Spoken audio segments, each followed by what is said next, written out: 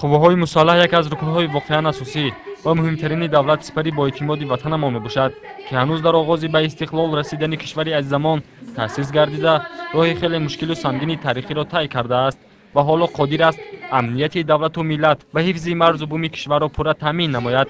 бо ин мақсад дар муассисаи давлатии коллеҷи омӯзгории шаҳри Турсунзода ҳамоиши сатҳи баланд бахшида ба 25-солагии қувваҳои мусаллаҳи кишвар баргузор шуд, ки дар рафти он роҳбарияти коллеҷ ба сухан баромада тамоми донишҷӯёнро бо рӯзи артиши миллӣ табрику шодбош гуфтанд.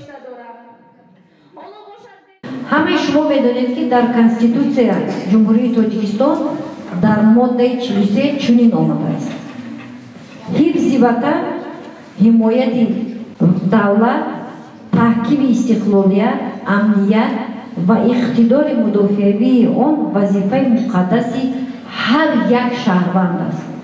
яъне ҳар яки мо новобаста аз он зан ёки мард ҳастем.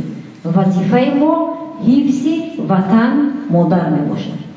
имсол ҳамаи шумо медонед ки ҷашни 25-солагии истиқлолият.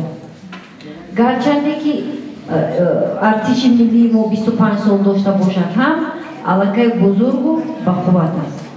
ман мехоҳам ҳамаи шумоёнро, на фақат ҷавонон, ҳам духтаракон, ҳам омӯзгорон бо рӯзи артиши миллӣ, бо 25-солагии артиши миллӣ табрик намуда ба ҳамаи шумо осмони софи беғубор, тинҷии амонии давлатамон, хушию хурсандӣ ва ба шумо донишҷӯёни муҳтарам хониши аъло орзу намоям.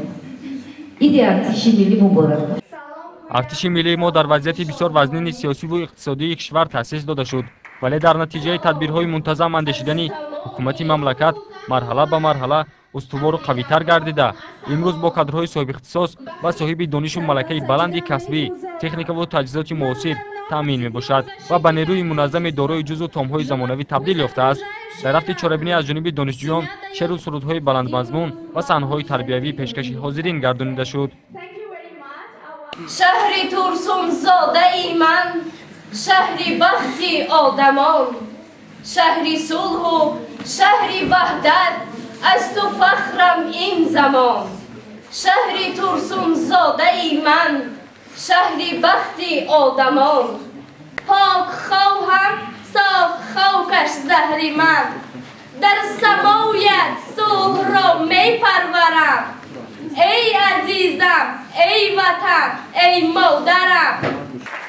قابل قید است که هیئت شخصی قوه‌های مسلح در طول سالهای صاحب استقلالی برای حفظ دستاوردهای استقلالیت، اعتدال وضع سیاسی و نظامی، پشتیبانی صلح و آرامی و وحدت ملی، مبارزه بر ضد اسیانگران خیانتکار، گروه‌های تروریستی و اکستریمیستی و دیگر دسته‌های مسلح جنایتکار فداکاری و مردانگی زیاد نشان داد.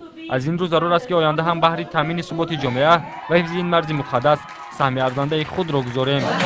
بر جلال و بشانت قسم، و پاکی رودی روانت قسم،